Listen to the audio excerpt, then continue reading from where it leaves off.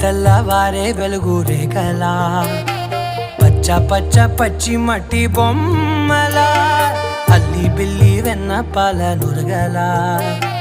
అచ్చ తెలుగు ఇంటి పూల కొమ్మలా దేవదేవుడే పంపగా ఇలా దేవతే మా ఇంట అడుగే పెట్టెనంట బ్రహ్మ కళ్ళలో కాంతులే